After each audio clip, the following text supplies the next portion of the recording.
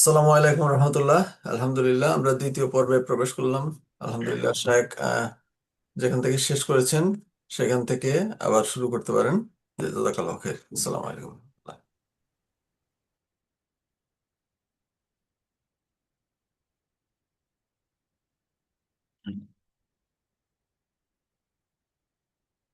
In আলহামদুলিল্লাহ ওয়াসসালাতু ওয়াসসালামু আলা রাসূলিল্লাহ ওয়া আলা আলিহি ওয়া সাহবিহি ওয়া মান ওয়ালা আম্মা বাদ। আজকের অনুষ্ঠানের আমরা দ্বিতীয় পর্বে উপস্থিত হয়েছি। তো দ্বিতীয় পর্বে আমি কন্টিনিউ করছি আলহামদুলিল্লাহ। এখন শুরু করছি, আপনারা একটু মনোযোগ দিয়ে শুনুন ইনশাআল্লাহ। প্রথম পর্বে আমরা তিনটি বিষয় নিয়ে আলোচনা করেছিলাম। এরপরে আসছে আমাদের গোপন জিকিরে অভ্যস্ত হওয়া। গোপন জিকিরে অভ্যস্ত হওয়া এটি অত্যন্ত গুরুত্বপূর্ণ, কারণ এই জিকিরটা আমরা অনেকে ভুলে গিয়েছি যে আমাদের জিকির রয়েছে, জিকির আজকার গুলো কিছু রয়েছে অনেক গুরুত্বপূর্ণ। অনেক কিছু থেকে আমরা মানে গাফেল, সেটা আমরা করি না, করতে পারি কিন্তু করি না, অনেক সময় এমনিতেই সময় নষ্ট করি। এখানে বলছেন যে আল্লাহর সন্তুষ্টি অর্জনের একটি বড় মাধ্যম হলো জিকির করা। মহান আল্লাহ রাব্বুল আলামিন তার বান্দাকে সকাল সন্ধ্যা জিকির করার নির্দেশ দিয়েছেন। তিনি বলেন, ওয়াযকুর রাব্বাকা ফী নাফসিকা তাদাররুআন ওয়া খীফা ওয়া দুনাল জাহরি মিনাল কওলি বিল গুদুওয়ি ওয়াল আসাল ওয়া লা তাকুম মিনাল গাফিলিন। এখানে সূরা আরাফের 205 নং আয়াত। এটা এখানে বলছে, তোমার প্রতিপালককে স্মরণ করো, ওয়াযকুর রাব্বাকা ফি নাফসিকা, মনে মনে, তাদাররুআন ওয়া খীফা, কাকুতি মিনতি, এখানে বলছে ওয়াখিফা, এবং ভীতি সহকারে, অনুশোচ স্বরে, তার যে অনুশোচনা বোধ রয়েছে সেই রকম একটা স্বরে সকালে ও সন্ধ্যায়। কি বলছে? বিল গুদুবি ওয়াল আসাল, সকাল এবং সন্ধ্যায়। ওয়ালা তাকুম মিনাল গাফিলিন, এখানে বলছে আর তুমি উদাসীনদের অন্তর্ভুক্ত হও না। এখানে হাসান বাসরি রাহিমাহুল্লাহ বলেন, মুসলিম ব্যক্তির বৈশিষ্ট্য হলো তার দোয়া প্রার্থনাতে পরিশ্রম করে, কিন্তু কেউ তাদের আওয়াজ শুনতে পায় না, বরং দোয়া ও জিকিরের ফিসফিসানি শব্দ কেবল তার প্রতিপালক ও তার মধ্যেই সীমাবদ্ধ থাকে। তাফসীর ইবনে কাসির। সম্মানিত উপস্থিতি, আমাদেরকে অবশ্যই এই গোপন জিকিরে অভ্যস্ত হতে হবে। এই গোপন জিকিরে যদি অভ্যস্ত হতে পারি, তাহলেই আমরা সফল কাম হতে পারব। সম্মানিত উপস্থিতি, তারপরে 5 নাম্বার পয়েন্ট, 5 নাম্বারে আসছে আমাদের কোরআন তেলাওয়াত করা। গোপন আমলকারীদের জন্য কোরআন তেলাওয়াত একটি উৎকৃষ্ট ইবাদত। রাসূল সাল্লাল্লাহু আলাইহি সাল্লাম বলেছেন, আল জাহিরু বিল কোরআন কাল জাহিরি বিস সাদাকা ওয়াল মুসিররু বিল কোরআন কাল মুসিররি বিস সাদাকা। প্রকাশ্য কোরআন তেলাওয়াত করা প্রকাশ্যে কোরআন তেলাওয়াতকারী প্রকাশ্যে দানকারীর মতো, আর গোপনে কোরআন পাঠকারী গোপনে দান করার মতো।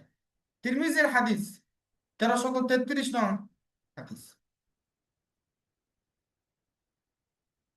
এবং এখানে বলছে, এই অত্র হাদিসে কোরআন তেলাওয়াতকে দান সদকার সাথে তুলনা করা হয়েছে। গোপনে তেলাওয়াত করা,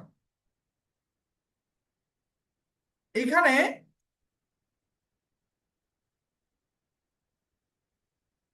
গোপনে তেলাওয়াতকারী যে গোপনে তেলাওয়াত করবে তার বিষয়ে বলছে যে গোপন দানের মতো ফজিলতপূর্ণ হিসাবে উপস্থাপন করা হয়েছে। কেননা এই গোপন তেলাওয়াতে রিয়া বা লৌকিকতার সংমিশ্রণ থাকে না। তবে রিয়ার আশঙ্কা না থাকলে কয়েকটি শর্তে প্রকাশ্যে তেলাওয়াত করা উত্তম হবে। প্রকাশ্য তেলাওয়াত যেন কোনো মুসল্লি, ঘুমন্ত অসুস্থ ব্যক্তির জন্য বিরক্তির কারণ না হয়। তেলাওয়াতের মাধ্যমে অপরকে শিক্ষা দেওয়া ও অন্তর জাগিয়ে তোলার উদ্দেশ্য করা। কেননা সরবে তেলাওয়াত করলে সেই স্বর তেলাওয়াতকারী ও শ্রবণকারীর শরীরের রন্ধ্রে রন্ধ্রে প্রবেশ করতে এবং তাকে শারীরিক ও মানসিকভাবে প্রভাবিত করতে পারে।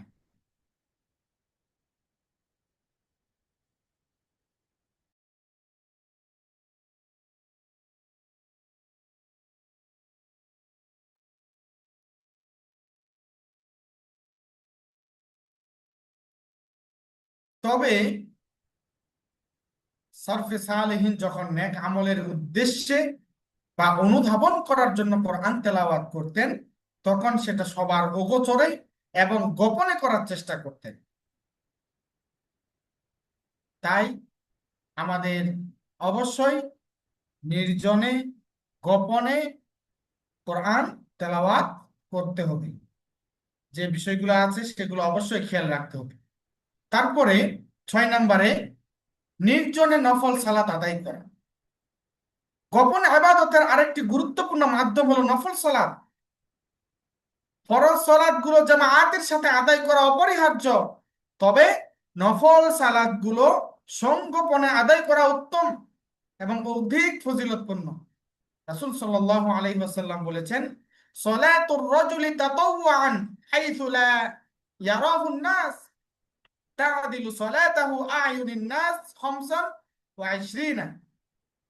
কোন ব্যক্তি যদি এমন ভাবে নফল সালাত আদায় করে যে সেটা মানুষ দেখতে পায়নি, তবে তার সেই সালাত মানুষের সামনে 25 বার আদায় করার মতো মর্যাদাপূর্ণ। সহিহুল জামে হাদিস নাম্বার 3821।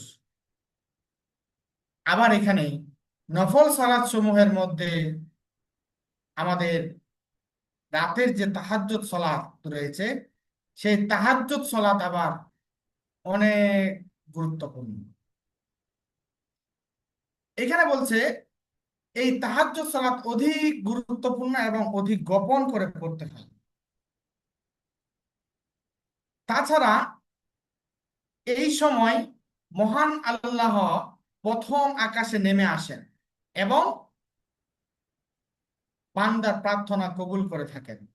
রাসূল সাল্লাল্লাহু আলাইহি ওয়াসাল্লাম বলছেন, আকরাবু মা ইয়াকুনু রাব্বু মিনাল আবদি ফি জাওফিল লাইল। এই যে এখানে রাসূল সাল্লাল্লাহু আলাইহি ওয়াসাল্লাম বলছেন যে আকরাবু মা ইয়াকুনু রাব্বু মিনাল আবদি ফি জাওফিল লাইলিল আখির ফাইন ইসতাতা'তা আন তাকুনা মিম্মান ইয়াযকুরুল্লাহ ফি তিলকা সাআতি ফাকুন।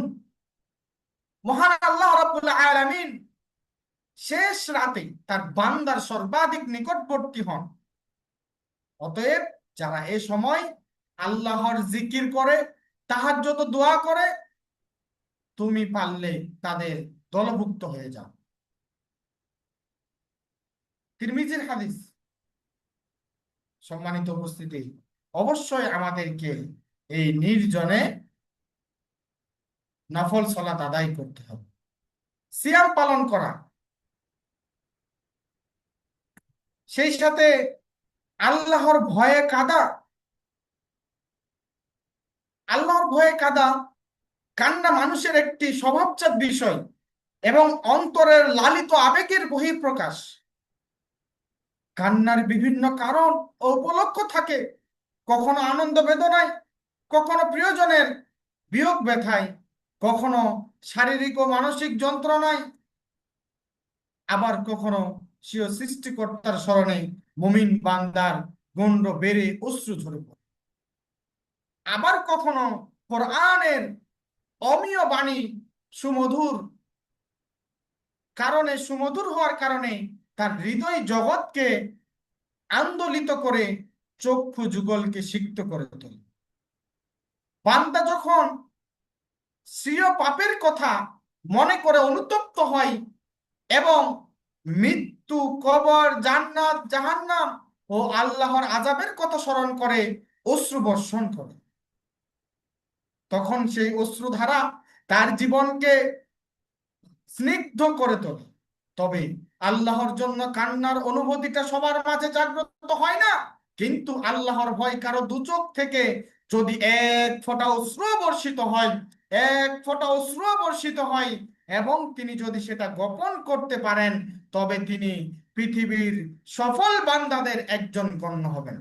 সুবহানাল্লাহ। কেননা আল্লাহ রাসূল সাল্লাল্লাহু আলাইহি ওয়াসাল্লাম বলেছেন, সেই ব্যক্তি কিয়ামতের দিন আল্লাহর আরশের নিচে ছায়া পাবে যে নির্জনে আল্লাহকে স্মরণ করে, ফলে তার দু চোখ বেয়ে অশ্রু ধারা প্রবাহিত হয়। এখানে সুফিয়ান সাউরি রাহিমাহুল্লাহ বলেন, কান্নার 10টি ধরন রয়েছে, তার মধ্যে 9 ধরনের কান্না আল্লাহ ছাড়া অন্য কোনো কারণে হয়, আর মাত্র এক ধরনের কান্না আল্লাহর জন্য হয়ে থাকে। সুতরাং বছরের একবারও যদি আল্লাহর জন্য কান্না আসে, তবে সেটাই অনেক বেশি। সম্মানিত উপস্থিতি, মোহাম্মদ বিন ওয়াসে রাহিমাহুল্লাহ বলেন, আমি এমন মানুষকে পেয়েছি, এমন মানুষদের পেয়েছি যে তিনি ও তার স্ত্রী একই বালিশে মাথা দিয়ে ঘুমাতেন। তিনি কাঁদতে কাঁদতে বালিশের তার দিকে অংশটা ভিজিয়ে ফেলতেন, অথচ তার স্ত্রী সেটা টেরও পেত না। আল্লাহর কসম, আমি এমন মানুষকে পেয়েছি যে সালাতের কাতারে দাঁড়ানোর অবস্থায় তাদের চোখ দিয়ে অশ্রু ঝরে পড়ত, কিন্তু তার পাশে মুসল্লি সেটা কোনোভাবে বুঝতে পারতেন। সম্মানিত উপস্থিতি, চিন্তা করে দেখুন। আবার বলছে, হাম্মাদ ইবনে যায়েদ রাহিমাহুল্লাহ বলেন, আইয়ুব সাখতিয়ানি হাদিস বর্ণনা করতে গিয়ে প্রায়শই ব্যথিত হয়ে পড়তেন। তখন তার দু চোখে অশ্রু দেখা দিত আর কান্না ঠেলে বের হয়ে আসতে চাইতো, কিন্তু তিনি সর্দি ঝাড়তেন আর বলতেন, কি কঠিন সর্দি। কান্না গোপন করতে গিয়ে তিনি সর্দির কথা প্রকাশ করতেন, কেউ যেন না বুঝতে পারে, শুধু গোপন করার জন্য। আর যখন আশঙ্কা করতেন যে তার কান্নার শব্দ চেপে রাখতে পারবেন না, তখন সেখান থেকে উঠে যেতেন। সম্মানিত উপস্থিতি, সুফিয়ান ইবনে উয়াইনা রাহিমাহুল্লাহ বলেন, একদিন আমার মন খুব নরম ছিল, ফলে ইবাদতে খুব কান্নাকাটি করলাম। পরে মনে মনে বললাম, যদি আমার সাথে আমার কোনো সাথী থাকতো, তাহলে তারই অন্তর নরম হতো, সেও কাঁদতে পারতো। এরপর আমার দু চোখ জুড়ে ঘুম নেমে এলো। স্বপ্ন দেখি এক লোক আমাকে পদাঘাত করছে, পদাঘাত করে বলছে, সুফিয়ান, তোমার প্রতিদান তার কাছ থেকে নেবে যাকে তোমার আমল দেখাতে পছন্দ করো। এখান থেকে আমরা কি বুঝলাম? ওই ব্যক্তি হয়তো আল্লাহ রাব্বুল আলামিনকে পছন্দ করতেন।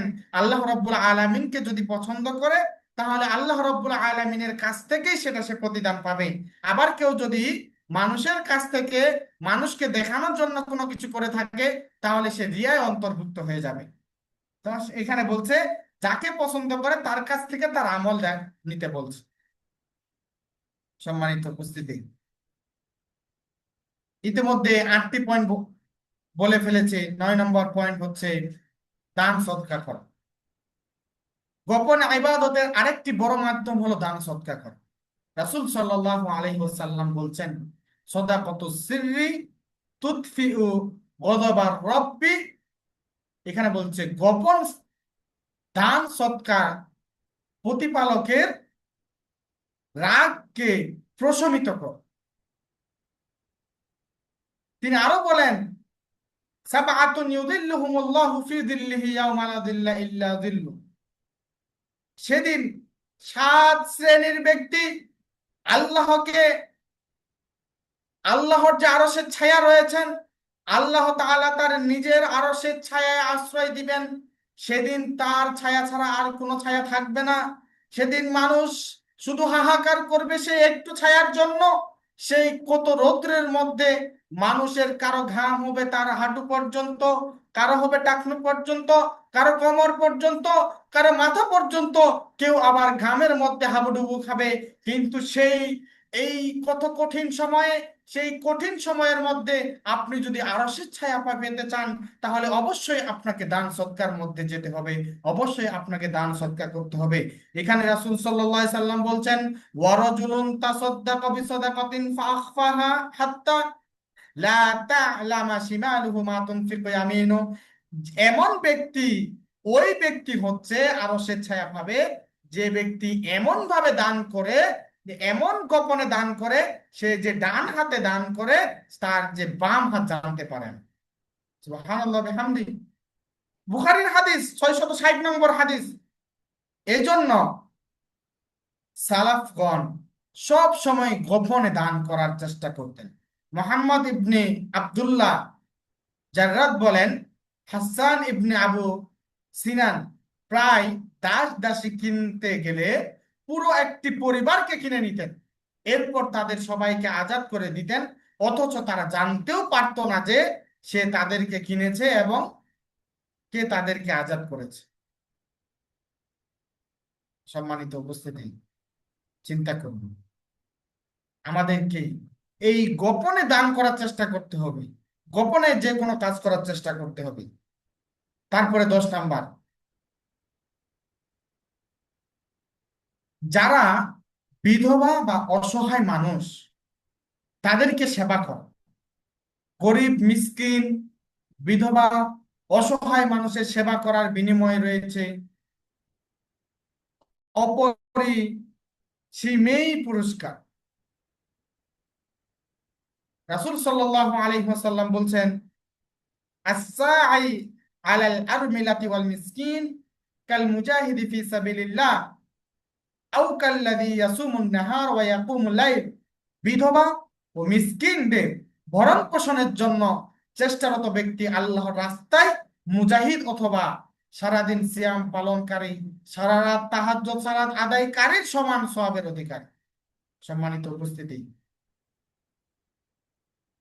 দূর অতীতে আবু বকর, ওমর রাদিয়াল্লাহু তাআলা আনহু মুসলিম জাহানের খলিফা হওয়া সত্ত্বেও মিসকিন ও বিধবা মহিলাদেরকে কায়িক শ্রমের মাধ্যমে সহযোগিতা করতেন।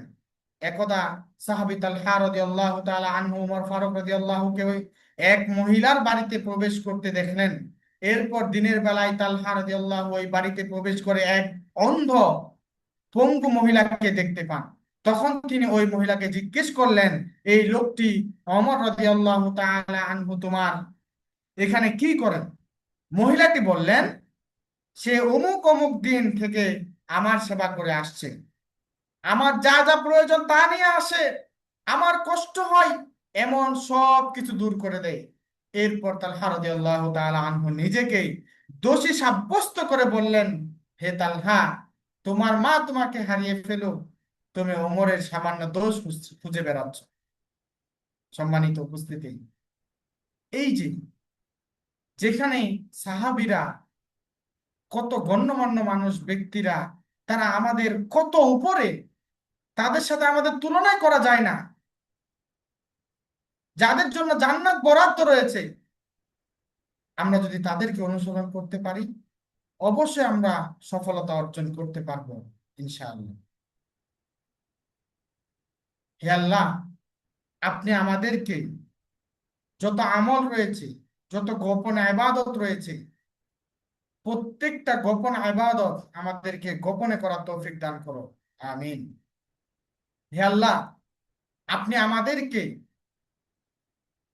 যত ইবাদত আছে সব ইবাদত যেন আমরা ভালোভাবে করতে পারি, আপনি আমাদের সেই তৌফিক দান করুন, আমিন। হে আল্লাহ, আমাদের যত পাপ রয়েছে, যত গুনাহ রয়েছে, সব পাপগুলো মোচন করে দিয়ে আমাদেরকে বেশি করে সওয়াবের দিকে অগ্রসর হওয়ার তৌফিক দান করো আল্লাহ। হে আল্লাহ, আমাদের অনেকে হয়তো অসুস্থ রয়েছেন, আপনি সকলকে সুস্থতা দান করুন আল্লাহ। হে আল্লাহ, অনেকে হয়তো বিপদগ্রস্ত রয়েছেন, আপনি তাদের সকল বিপদকে দূর করে দিন হে আল্লাহ। আর অনেকেই অনেকভাবে বিপদগ্রস্ত রয়েছেন, আপনি সকলকে সকলের বিপদ আপদ থেকে মুক্ত করে দিন হে আল্লাহ। আমরা যারা আজকে বিশেষ করে এখানে এই অনুষ্ঠানে একত্রিত হয়েছি, যারা আমরা এই অনুষ্ঠানে আছি, আপনি আমাদের সকলের পাপগুলোকে মোচন করে এই অনুষ্ঠানের উসিলায় সকল পাপকে মোচন করে আমাদের বেশি করে এই সোয়াবের দিকে অগ্রসর হওয়ার তৌফিক দান করুন আল্লাহ। আমাদের দৈনন্দিন জীবনে যত কাজ রয়েছে, সব কাজগুলো বেশি করে করার তৌফিক দান করো আল্লাহ। ইয়া আল্লাহ, আমাদের জীবনে এই গোপন ইবাদত গুলো, যে বিষয়গুলো আমরা শুনলাম, সে বিষয়গুলো যেন আমরা ভালোভাবে পালন করতে পারি, আপনি আমাদের সেই তৌফিক দান করুন, আমিন। সুবহান রাব্বিকা রাব্বিল ইজ্জাতি আম্মা ইয়াসিফুন ওয়া সালামুন আলাল মুরসালিন ওয়ালহামদুলিল্লাহি রাব্বিল আলামিন। ওয়াসসালামু আলাইকুম ওয়া রাহমাতুল্লাহি ওয়া বারাকাতুহু। ওয়ালাইকুম আসসালাম রহমতুল্লাহ বরকাত। জাজাকাল্লাহ খায়ের শেখ। আল্লাহ সুবহানাহু ওয়া তাআলা আপনাকে উত্তম যাজা দান করুন, হায়াতে তাইয়্যিবা দান করুন, হায়াতে বরকত দান করুন, ইলমে বরকত দান করুন, আমিন। ইনশাআল্লাহ শেখ আমাদের জন্য দোয়া করবেন। আল্লাহ সুবহানাহু ওয়া তাআলা যেন আমাদেরকে সঠিক পথ, সিরাতুল মুস্তাকিমের পথে অধিষ্ঠিত রাখেন, আমিন আমিন। জাযাকাল্লাহু খাইর।